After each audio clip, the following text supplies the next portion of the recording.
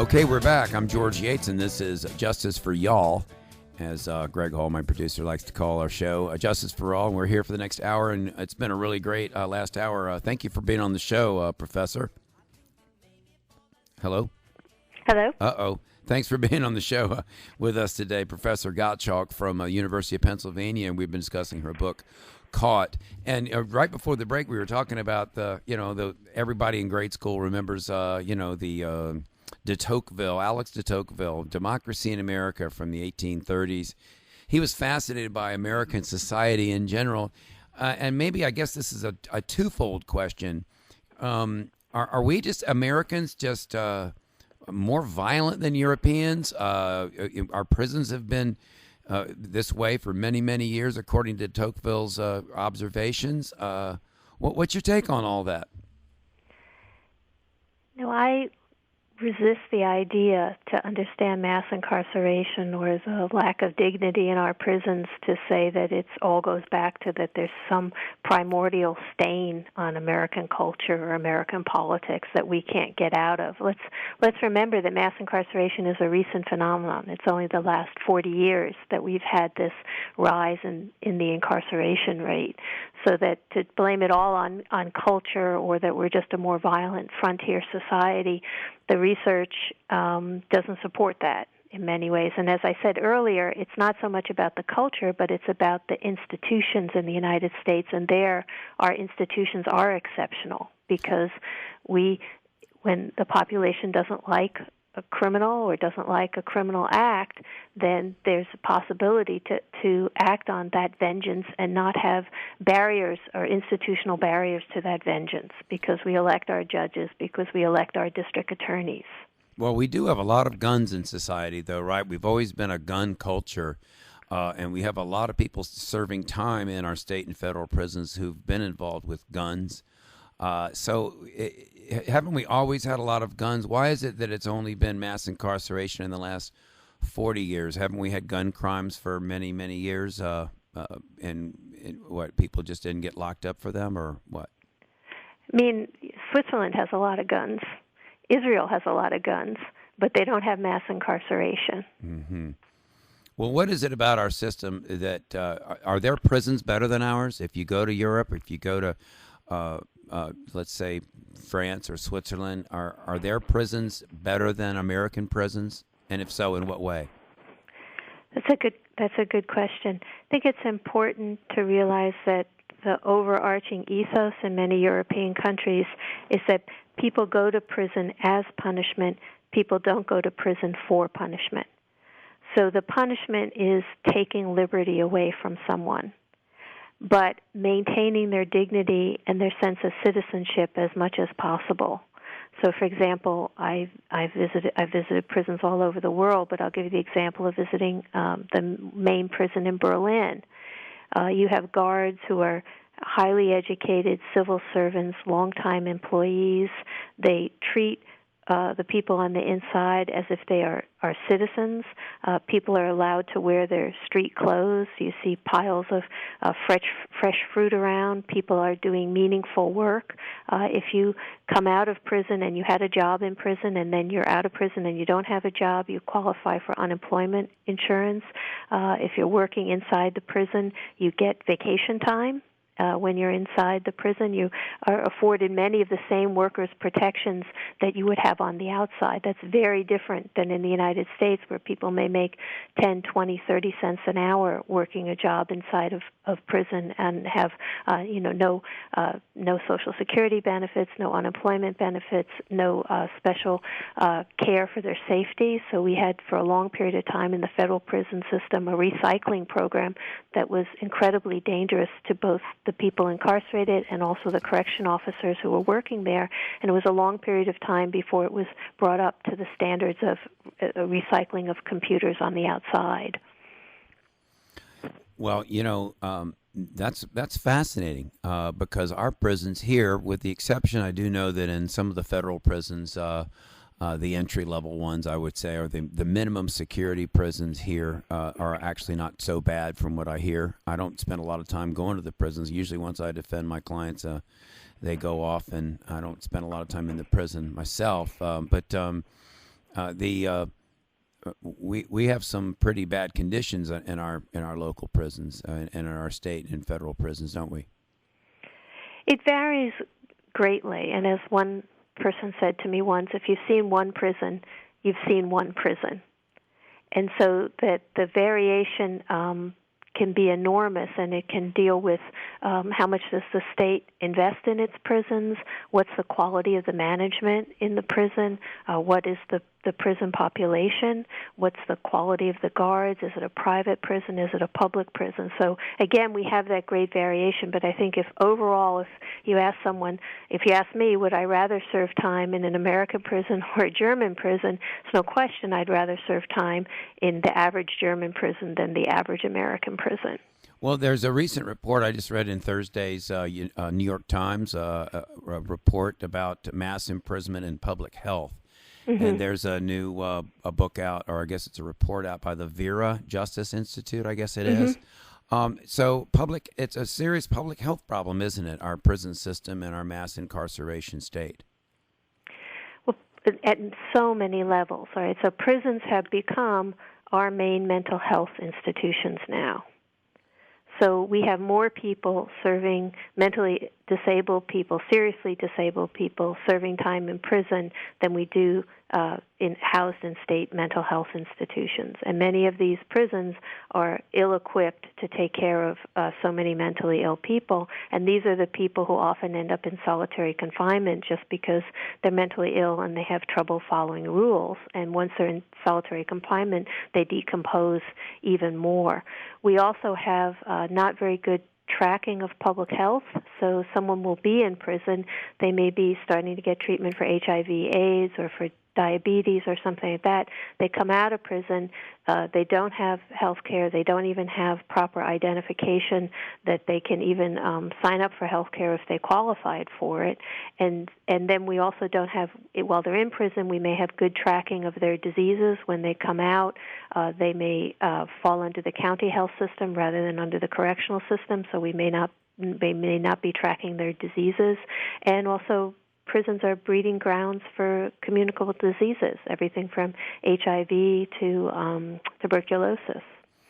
The mental health problem is so pervasive in every jail that I go to. And as a criminal defense attorney, I will have clients that are often suffering from a mental illness.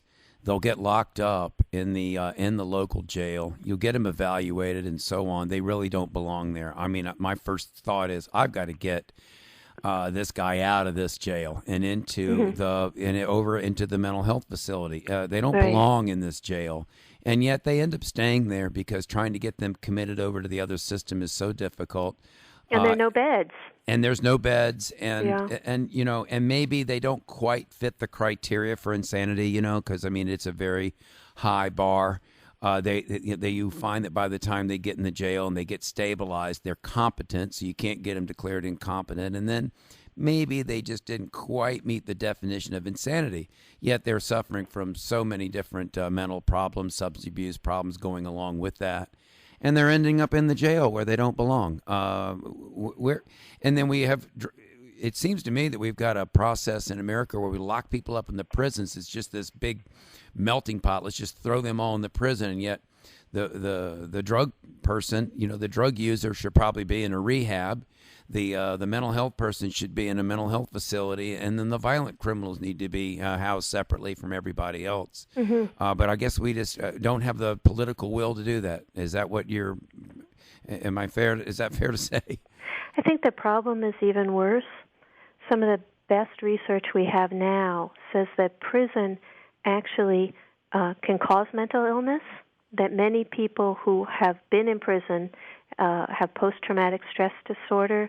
They're more likely to have incidents of depression, and they're more likely to be sexually abused while they're in prison, and not just by fellow inmates, but actually the federal studies show that you're actually slightly more likely to be abused by staff than you are by a fellow inmate.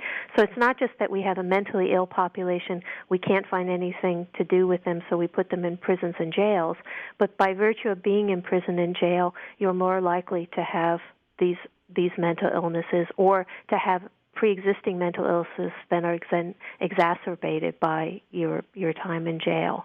And we don't want to spend the resources that we need to take care of this population. And this goes back to what I said earlier about the carceral state. Our main social service provider now are correctional people. They're prisons and jails. Think about that. Do we have any sort of rehabilitation going on in our prisons? And we get these, let's say, when you've got these high rates of incarceration amongst high school dropouts, let's say, both Right. white and black. I guess you hear about some kid that gets his GED while he's incarcerated, or learns some kind of skill or vocation. Is there any of that going on, so that Right. when somebody gets out, they are employable when maybe they weren't employable before they went in? Right. We're talking a lot more about rehabilitation than we did 10 years ago, and it's become more fashionable once again to talk about if people are in prison, we need to rehabilitate them. But think about it. Think how hard it is to make our urban schools work with the difficult population, the underfunding that's going on, the difficult circumstances that many of these kids are, and they're in schools. Now take that population of high school dropouts, put them in a prison condition, and say, okay, now you're going to learn. And you've been in prisons, try to find a quiet space to study, all right? Try to I teach in the local prisons. I have a course, it's called Inside Out, and I take my students from the University of Pennsylvania, and we go each week inside a local jail, and we study alongside incarcerated men, and we form a class. And my incarcerated men, we have a course bulk pack, and for the longest time, it was hard to get them all the readings for the course. I would Xerox them every week, so finally I got a grant, and I was able to, get a whole bulk pack so they could be like my Penn students and have all the readings at the beginning of the semester. And my inside students said at one point, they said, we would prefer if you would just Xerox them each week, because when the guards come in to search our cells, they throw out our bulk packs. All right, so they throw out our course materials. So there's just no respect at all for their things and their education. Right. Well, there's a tension, right? And this goes back to what I said earlier. You can have some extraordinarily gifted directors of corrections and wardens, and they can create a very different climate in an institution. But the primary function, the primary culture that's inculcated in people is this is about security. It's not about education. So if we can't fix people on the outside, how do we expect to separate them from their family, house them, double cell, triple cells, no quiet, no privacy, no ready access even to classroom space, and then say we're going to rehabilitate them to come out and get jobs when they couldn't get jobs when they were coming in? Well, so the idea that prisons are going to be the site to save people who have been dispossessed in society, I think is a false idea. I think that as long as people are in prison, we should be offering them opportunities to improve themselves, whether it's vocational, educational, health, because that's what we should do as citizens who are wards of the state. But the idea that we're going to rehabilitate people, it's like we're going to give them a second chance. Many of these people haven't had a first chance in society. Well, and that's what, they don't get a second chance very often. The society we're living in today is you commit a crime, and as a lawyer, I will go out and fight to say, please don't convict my client of a felony, because Right. once they get a felony, that is a black mark forever and ever and ever. We live in an area where a lot of defense contractors, you are in the greater Norfolk area, you get a felony record around here, just kiss any kind of job goodbye after Right. that if you have to go onto the base. I have a client, won't mention the name, but he goes onto the bases all the time, and he'd been doing it for the longest time. And then recently, he has a conviction from 20 years ago, and recently they did a background check. They said, "Oh, we got to do this background check on you," and they did it. Next thing you know, they said, "Oh, you can't come on the base anymore to do your job that he'd been coming onto that base to do for the last 7 years." And they said, new rules. So you get a felony around here. Let's say, boom, you get that felony conviction. You can't vote. You can't serve on a jury. You can't, and a lot of people say, fine, I don't care about serving on a jury. I don't care about voting and, whatever. I can't hold public office. But the fact you got that felony conviction, your chances of getting a job in the future. And so it's a permanent, it's just a permanent blot on your record. Talk about depressing. You've got to pull yourself up, and now you got this felony record forever. And it's just especially for somebody young trying to get started. And the other problem, of course, is that all of these people's families, because every time somebody gets convicted of a crime and they go off to jail, it's there's the wife or there's the significant other, there are the children, and now they're growing up without this person in their life. And it's a disruption, not just to all these millions of people that are behind bars, but to all of the people that were important to them in their lives. And it's such a big problem. I guess a couple of responses I have. One is that it's not just if you have a conviction. If you have an arrest, that can pop up in the records. Right. Well, and what we also know is that our records are very poor, and that in other countries, these records are sealed, and there's a lot of effort to make sure that the records are accurate. So we have a poor record keeping, and we have a lot of private companies and public companies that are publicizing this information that may not be correct, right? So if you have a middle initial that's your name is George Yates, but there's George V. Yates, you might actually come up as somebody who has a felon conviction, even though you don't, and you won't get that job offer. And the other place where this is interesting is with race, because blacks, African Americans, face a double whammy. If you are a white with a conviction versus a black without a conviction, the white with the conviction will have a better chance of getting a call back for a job than a black without a criminal record. So if you are a black with a criminal record, then you've got a double whammy against you. Yeah, there ought to be. I know that our previous governor, who now, Bob McDonnell, who now will end up with a felony record himself, it looks like, because he got convicted of some problems after or during his governorship. But are there any movements afoot, let's say, nationwide, so that somebody, let's say, once they get that felony conviction, within 5 years or 10 years after that the felony conviction goes away or somehow comes off of their record? People will ask me that. They'll call me up. They'll go, I'd like to call you about an expungement, and I'll go, all right, were you convicted? Yes. Well, you can't get an expungement if you've been convicted. Well, it was 10 years ago. I say, it doesn't matter. And people ask me all the time, well, how long does this stay on my record? I'll say, forever. Right. And there ought to be, and I say, well, as a practical matter, after 5 years or 10 years, people will kind of look at your situation and say, well, it was 5 years ago or 10 years ago, but not always. And like I said, my current client that had this issue, this conviction of his was more than 20 years ago, and they're saying you can't come onto the base. What are we going to do in this society going forward so that people, once they've done their time, and let's face it, I'm not saying people, if they commit the felony, they get convicted of it, okay, they did the crime, they do the time, they get out, they get off their probation.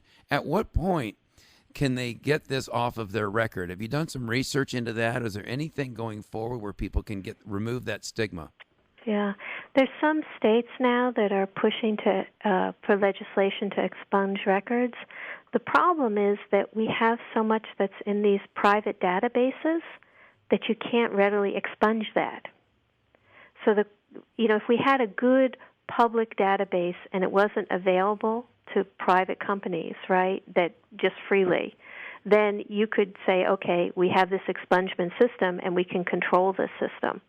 But it's like we're going to end up with this perhaps legislation on the book that you're entitled to expunge it, but there's no way to wipe it out of all these inaccurate databases all over the place and these multiple databases all over the place because we don't have this one centralized, accurate database on what people's criminal records are. So what some people are doing, there's some new research, it's called the redemption research. And one of my colleagues is quite well known for this. And what they've figured out is that if someone has gone 7 years clear after their conviction and they haven't committed any other crimes, then their chance of committing another crime is as as if someone who never committed a crime. So this person and some other people are going to human resources departments and people who do hiring and say, look, if someone is 7 years free, scot-free, at that point the data suggests pretty confidently that this person is in the clear and that you shouldn't use that as a bar to hiring. I think the other way to go at it is to look at what the Equal Employment Opportunity Commission is doing and is saying, is this acting as a discriminatory bar to employment? Is this being used in a discriminatory way? Can you deny somebody a job in an area that the conviction is irrelevant, right? So if someone's convicted of being a sex offender, a serious sex offense, not like urinating in public, which we also sometimes consider a sex offense, you probably don't want them working in a daycare or in a child care center.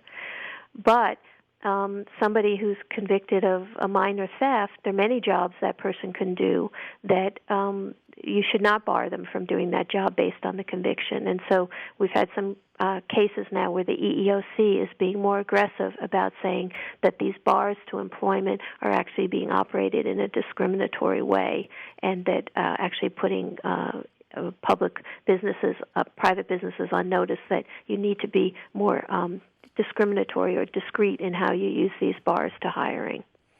We're going to take a short break here. We are Justice for All. I'm George Yates. We're here with Marie Gottschalk. She's a professor of political science at the University of Pennsylvania. And we've been discussing her recent book on the penal system in America. The book is called Caught, The Prison State and the Lockdown of American Politics. It's available now on Amazon, and recommend you go get it if you're interested in these kinds of things. It's really a fascinating account of our American penal system and the problems associated with it. We're going to have another 30-minute interview with Professor Gottschalk when we return from this break, and we hope you stick with us. We'll be right back.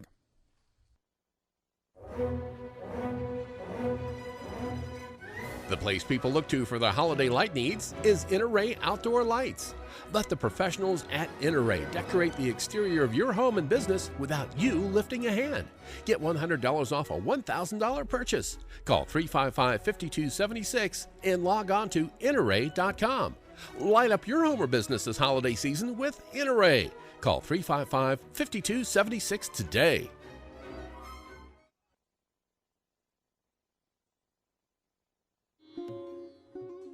The place for authentic Indian food is the India Palace. They feature authentic Indian cuisine, have a party hall, and do catering and banquets. Open daily for lunch and dinner, they feature an excellent lunch buffet at their 2 establishments.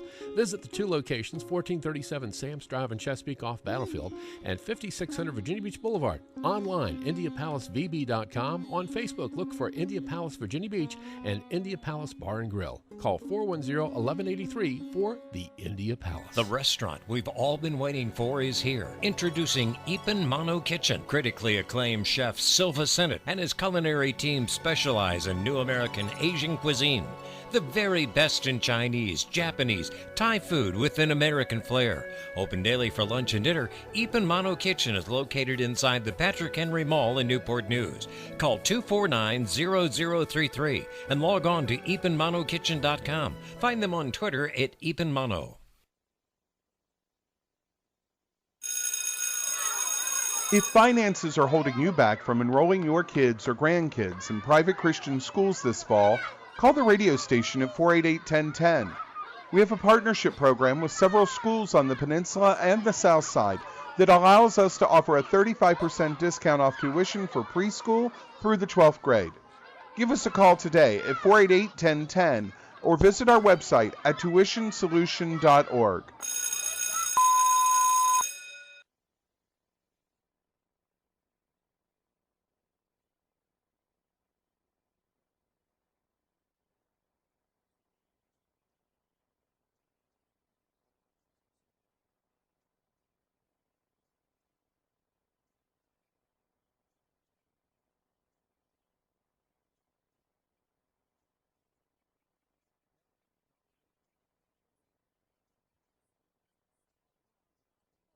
Street Glitter Gallery.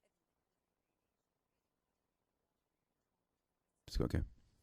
And we're back. This is Justice for All. I'm George Yates. We're here for the last 30 minutes of our interview with Professor Gottschalk. You talk about sex criminals in your you have a chapter devoted to sex criminals and how after they've done their time they basically remain in a prison for the rest of their lives. How do you describe what happens to the typical sex offender in America today? Well, there's no typical sex offender, right? So sex offending can mean anything from, flashing or urinating in public to a Romeo-Juliet crime of, statutory rape to, the sexual assault and murder of a child, right? And we lump all of these together as sex offenders.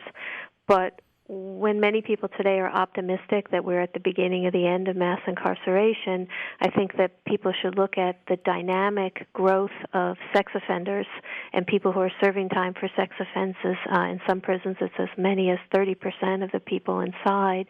And when people come out, there are a huge number of requirements that are placed on them, residency requirements, registration requirements, community notification requirements that are in many cases creating a whole underworld of third-class citizens of people who don't have a place to live, are unable to get jobs, are unable to reintegrate back into society, and are unable to ever say that their debt has been paid to society. I think it's one of the worst, whatever you want to say, the worst kind of problems that we have with these poor guys. I've got so many stories I can tell about someone that might have made a mistake. He flashed somebody, let's say, when he was 20. And, it was maybe somebody that he just maybe thought even was a certain age, was below a certain age, and ended up pleading guilty to it, getting no jail time, probation, that kind of thing. Lawyer talked him into pleading guilty to it, not fighting it, didn't try to get a misdemeanor, didn't try to get something else. And then after he does his sex offender treatment and this and that, well, now he's got to register forever.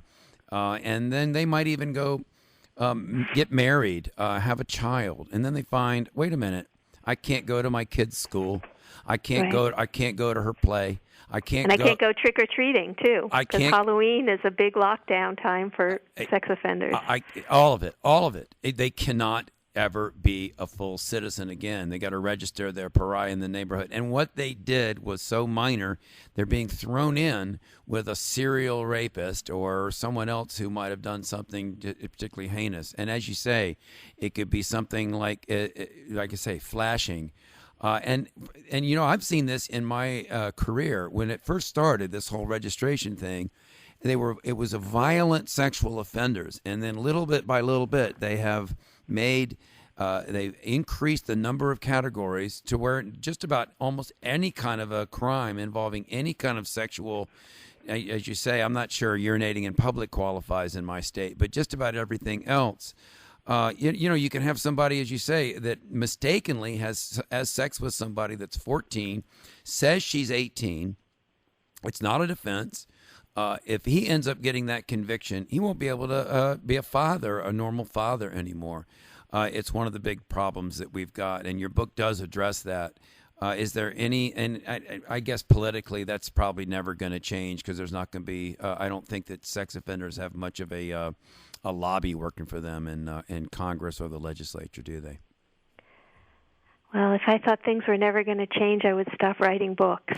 So I have to have the faith that things are going to change, and I think it's changing just by virtue of you willing to publicly say what you just said about sex offenders, because sex offenders are the dirty little secret, and even people who are very progressive on many criminal justice issues say, yeah, but I don't want to touch the issue of sex offenders, and they don't want to stare deep and hard at that issue and to publicly embrace reform of sex offender laws because it's so politically volatile. But think about it.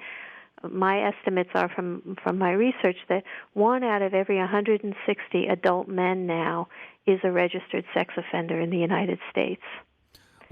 And we have cases now that literally blow your mind. So we have a case in Texas where, because of residency restrictions, someone couldn't live any place but in a kind of flea bag hotel, couldn't get a job.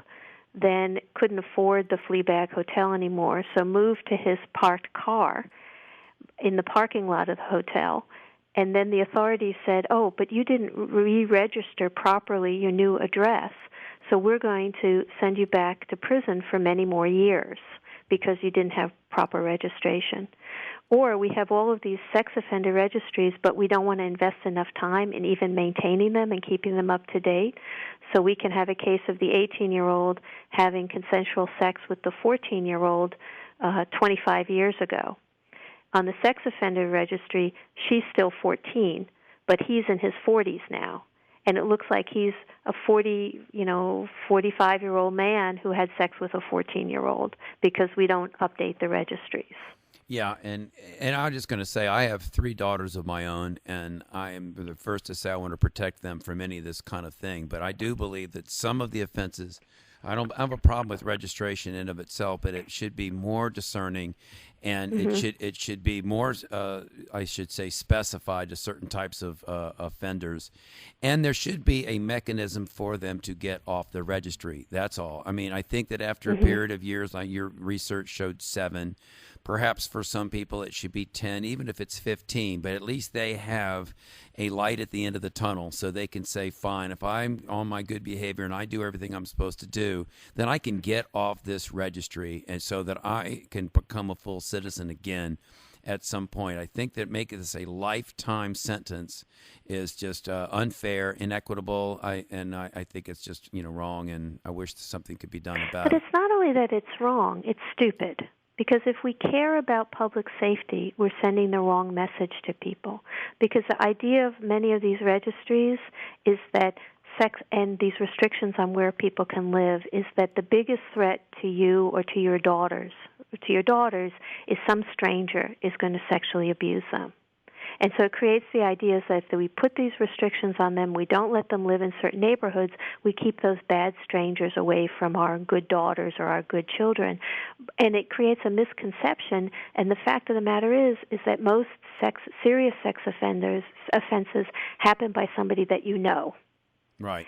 And it's going to be a school teacher, or it's going to be a coach, or it's going to be an uncle in the family, and yet we create this misperception that it's some stranger out there and that these registries and these residency restrictions are going to reduce the sex crimes.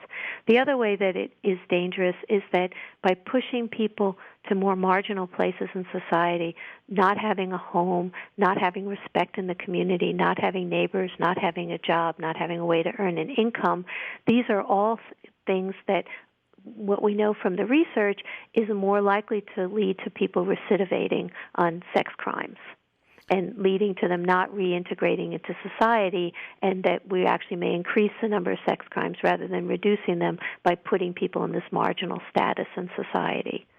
Well, so now that you've studied this issue now for many years, Professor, what is, and we've got about 20 minutes to go, so why don't we spend some time here? What are your solutions? What, if you were, had all the power, the Congress and the president, and you with a magic wand could, change things tomorrow, what would you go about doing? How should these changes come about? That's a good question.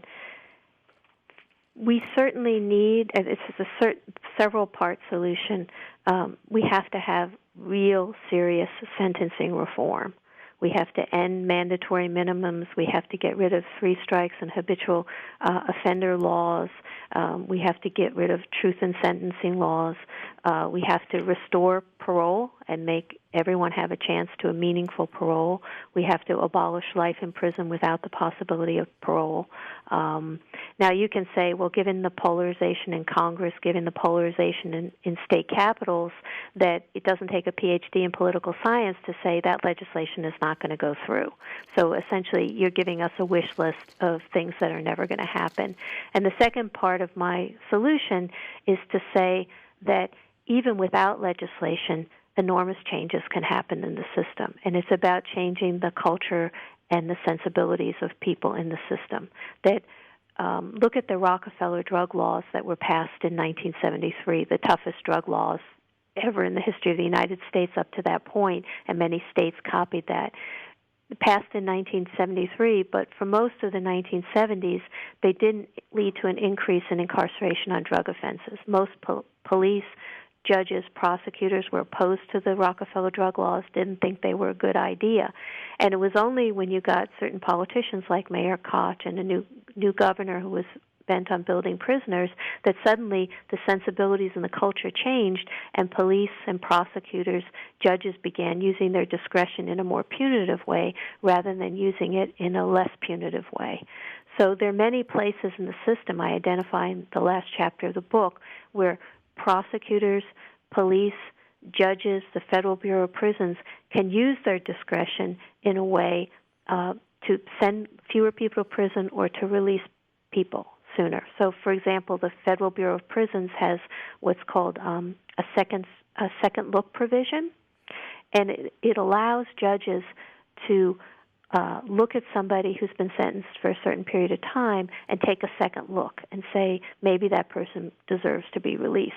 But in order to do that, the Federal Bureau of Prisons essentially has to put that person forward for the judges to look at. And our Federal Bureau of Prisons has been reluctant to do that.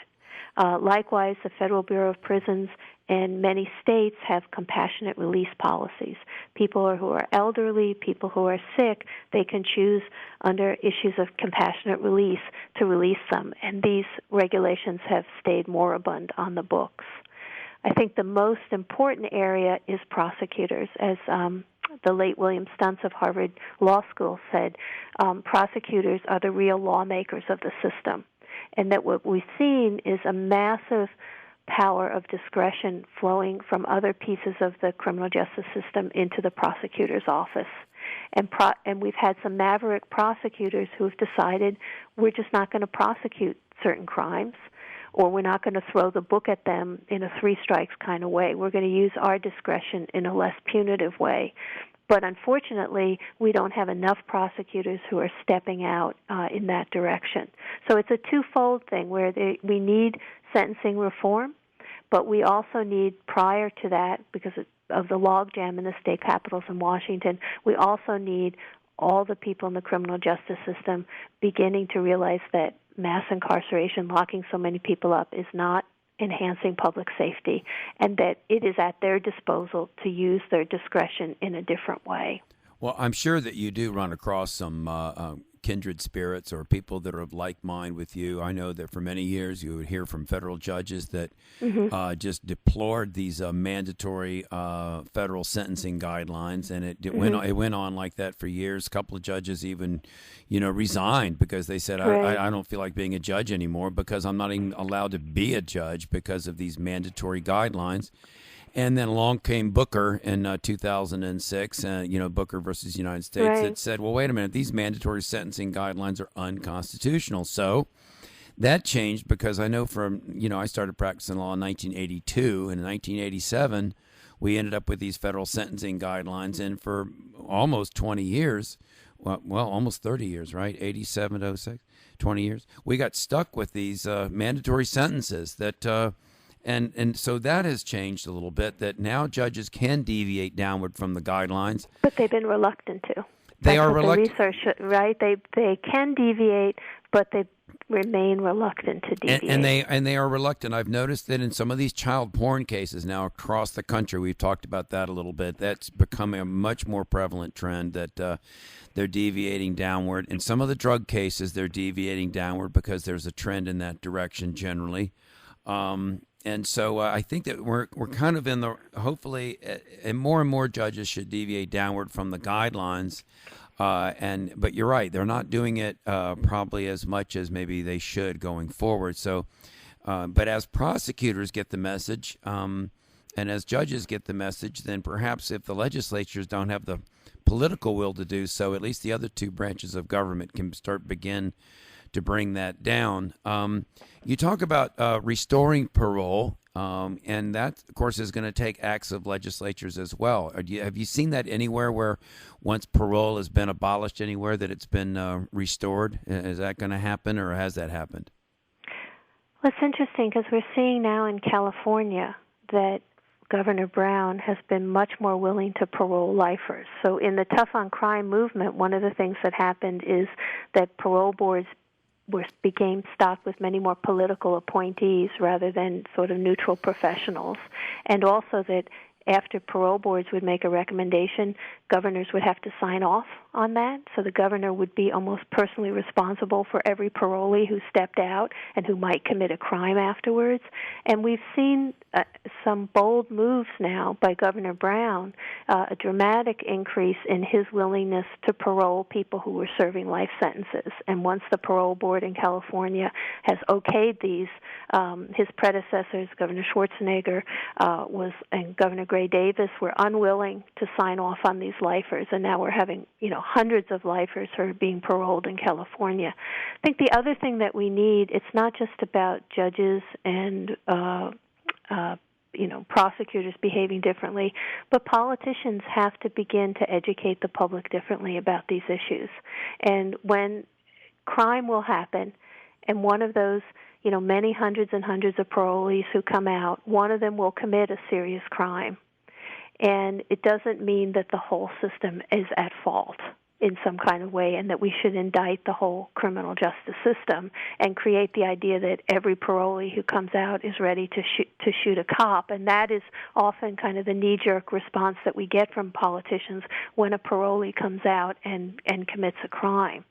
Well, Jerry Brown's probably one of the most courageous politicians to ever grace the American political stage. He's just an amazing guy, and I think too many of these politicians remember the Willie Brown. Dukakis paroled Willie Brown, right, in Massachusetts with, and he Willie Horton, yeah, Willie Horton. Remember Willie Horton? So you're right that if you're somebody that harbors higher political aspirations after governor. One parolee committing a crime can be used like the Willie Horton ad to forever derail your political career. But if you've got the bravery like Jerry Brown, you're not going to worry about him. But I do want to put an asterisk on Jerry Brown, because Jerry Brown's administration has been fighting tooth and nail the historic Supreme Court decision about the California prison system, the Brown versus Plata decision from a couple of years ago. And they've been fighting a kind of legal war of attrition against that Supreme Court decision that basically said that the California prisons were so overcrowded that they were harming the health of the inmates there, and one or two inmates were dying a week because of the overcrowded conditions. And I think Jerry Brown has not been courageous in responding to that lawsuit, and he and his director of prisons have tried to continue to litigate that after the Supreme Court decision. So I feel compelled to add that asterisk to his response to overcrowding and inhumane conditions in the California prisons. What would you suggest that they do instead? Let the people out? I mean, they can't, or build new prisons, or what's the solution? Well, California now is undergoing this major, what they call a realignment, where they're essentially trying to move more people out of state prisons, but they've wanted the cap and the time that they have to do it to be much longer. And they've also provided incentives now for what we're seeing is that many people who were serving in prisons now are being moved to county jail. Some of them are being released, but a number of them are moving to county jails. And as you know, I mean, you deal with many defendants and people who've been convicted. People would much rather serve their time in a state prison than a county jail. Right. The county jails are much more overcrowded. They don't have programming. They don't have services. You have many people with variety of security levels housed together and not separated very well. And so what we're seeing is that the state population is now being kind of moved on to the counties, and in many cases the counties are not equipped to deal with it. And it's also much harder. California's got 57 counties. It's very hard to monitor the jail conditions in 57 counties and sue 57 counties versus, dealing with the state prison system and just suing the state prison system. Well, why isn't the Bureau of Prisons doing more to release people? If they've got the, as you say, they've got the right to do it, they could flex their muscles a little bit more and exercise their rights. Have you explored that as to why they don't try to get people out sooner? Yeah, I end the book talking more broadly about the Obama administration and the lack of political courage on the part of the Obama administration on issues of mass incarceration. And it's towards his end of time in office that Attorney General Holder has been speaking out more about the issue of mass incarceration and talking about how we have to revitalize these compassionate release and second look policies. But for most of his tenure in office, he has not aggressively fought to reinvigorate and release people and to make mass incarceration a major issue. I think the Obama administration has just tried to make it go away until very recently. I think Obama campaigned much more aggressively about this issue when he was running in 2007, and there was the incident of the Gina 6 in Louisiana, and he spoke out very eloquently about the problem of mass incarceration and the injustices of the criminal justice system.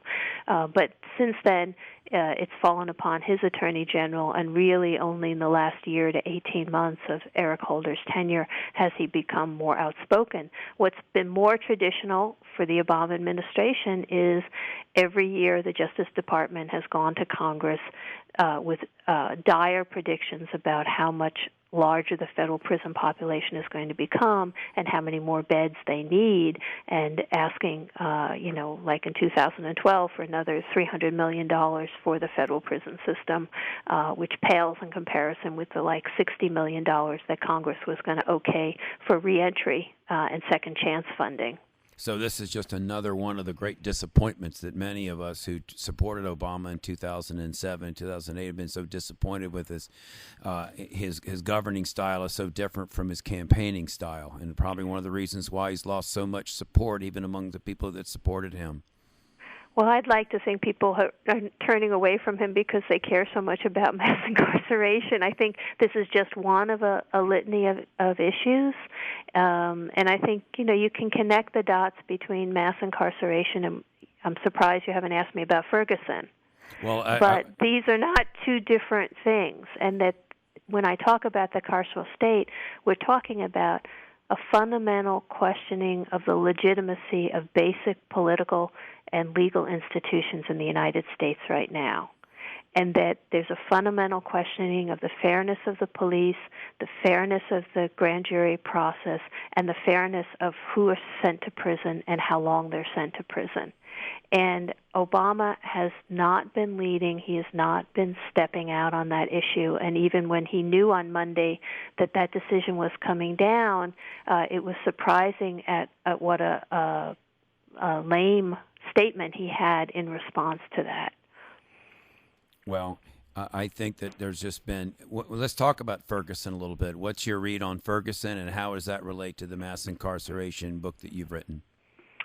It's a good question. I think it relates to the extent that there is, as I said, this fundamental legitimacy crisis, and that this is, so many people think now we have this political opening that the left and the right are joining to have a constructive criminal justice policy, and they don't fully understand the extent of the problem at the grassroots and the perception that because of mass incarceration and because of policing institutions and because of the problems that people have once they come out of prison, that this is not a problem that you can anymore say it's just in one community or it's just in the inner city. I don't think it ever was just an inner city problem or just a black problem. But with Ferguson, I think Ferguson is shining a light that this is a more fundamental problem in the United States, and one that even if you or your child have a very low probability you're ever going to go to prison, there are no longer 6 degrees of separation between you and mass incarceration, that the carceral state is a part of your reality. Well, the whole thing about Ferguson, I actually, there were several times I thought about bringing up Ferguson. Every time I did, we moved into some other direction. Yeah. But because the Ferguson thing, and I'm talking with my engineer about this earlier today, do you see, it was a black teenager and a white cop, but I didn't see, I understand that there's a lot of discrepancy there. We had a predominantly black community and a predominantly white police force. But I saw that there was some kind of a disconnect there between whether or not the actual the police officer was actually using racism against the teenager or whether it was just something else. I think that was a problem that a lot of people failed to see. I wasn't the only one. So I understand that your book describes a lot of the racial problems that we have with mass incarceration. But did you see that I mean, that could have been just easily a white teenager, right? Or not in Ferguson? I think the bigger issue is how do the institutions work? And as I said before about prosecutors being the real lawmakers of the system, and how this grand jury process was used in a very unusual way in this case. Yes. And so many people look at this and say it's colorblind, that this is the grand jury process and it came out with this outcome and people don't want to accept this outcome. They don't accept that the power that the prosecutor had, the agnostic position he took before the grand jury, the way that he released all of this information afterwards, the way that you don't typically go to a grand jury and not have a defendant that you present a case about, right? You don't just sort of take an agnostic, I'll just throw everything out that I have and not guide you through this in any kind of way. And so the American public doesn't really understand how grand juries work and how unusual this grand jury is, and more fundamentally, how many local prosecutors are very close to the police, and they're also very close to prison authorities, so they neither want to prosecute abuse that happens in prison, nor do they want to prosecute abuse that happens by police. And if we go back, I sort of think historically, and if we go back to the age of lynchings, right, the Congress was unwilling to pass anti-lynching legislation that would have allowed the feds to come in and more aggressively prosecute when local authorities didn't want to prosecute.